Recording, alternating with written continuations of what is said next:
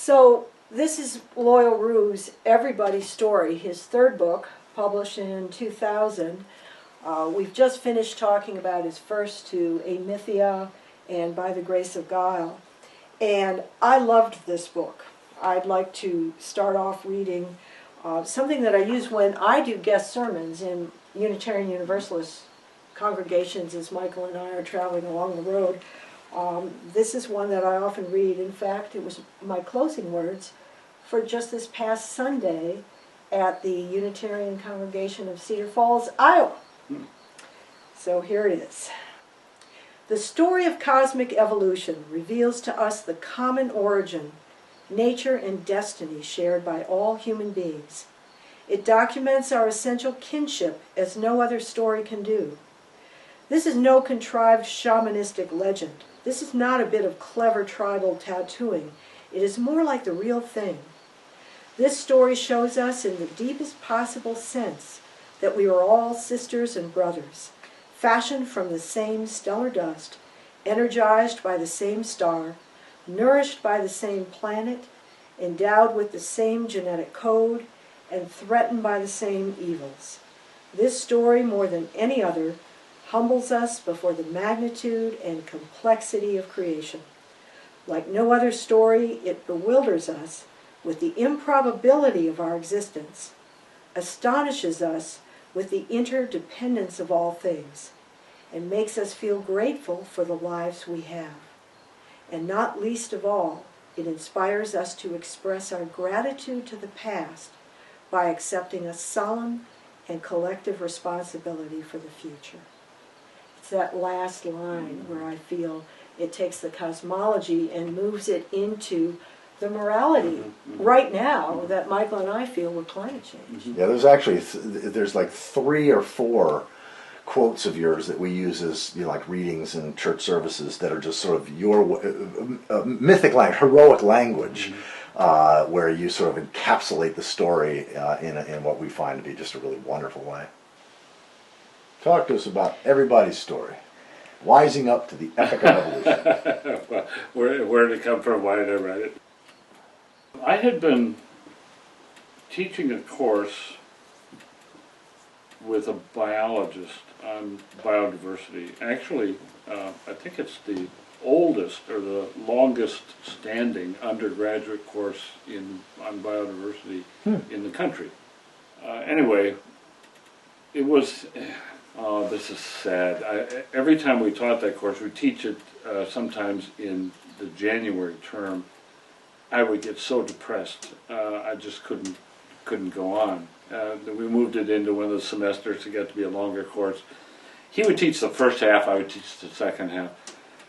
And by the time I got done with the second half, by the time the semester was over, I was so depressed about the world and the future and so on that I could hardly go on. That's why I quit teaching that course. Somebody else stepped in and took my place in it. But I started to put together some material for this course, and I had recently read a book by Gerald Barney, which talked about the global problematique. And so I picked up that phrase, global problematique, and used it in this book and in the class. And I basically just wanted to get at the environmental problems that we're faced with, and then follow it with a thumbnail sketch of the universe story as a way of equipping us to respond effectively to the global problematique. Your first book, Amythia, your last chapter was a prophetic call to action, a very different voice from the objective philosopher presenting the arguments in the beginning, where you were calling forth the myth makers, the storytellers, the musicians, the artists.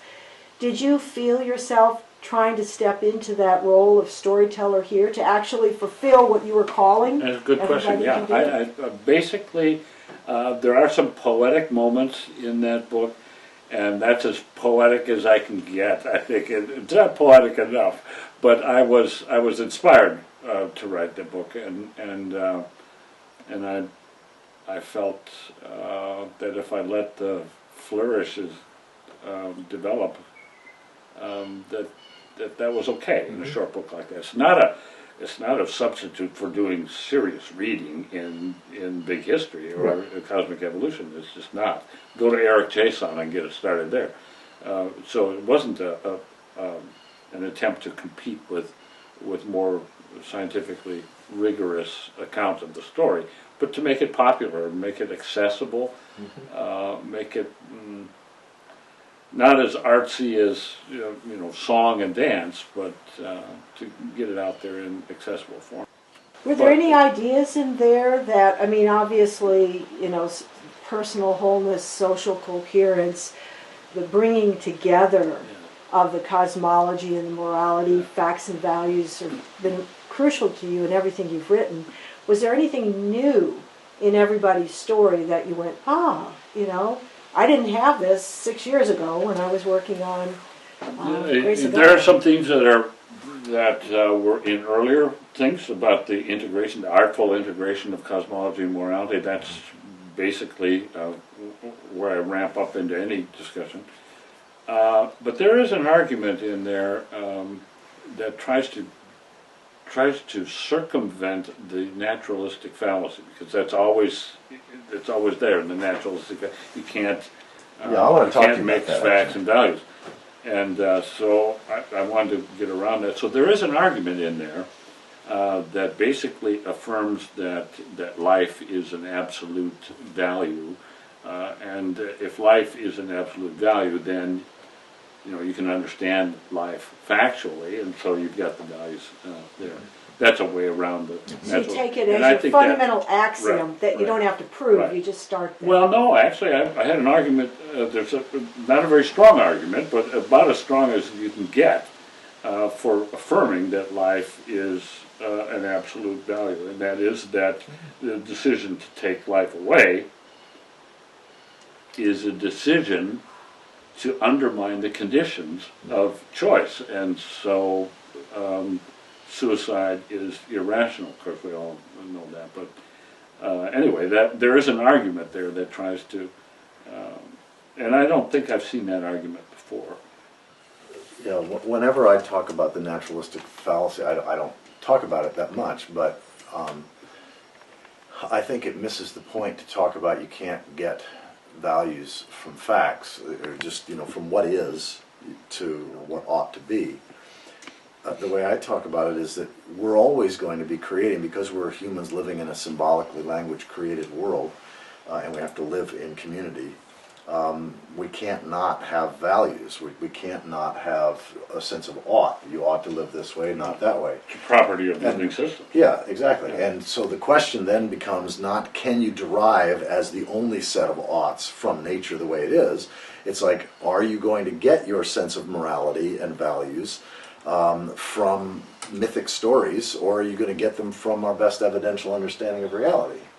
And to me, one of the things I have found helpful in understanding not just nature the way it is, but when you look at the whole epic of evolution, the whole big history, you do get a sense that we keep finding ways of creating greater systems of cooperation and interdependence at larger and wider scale.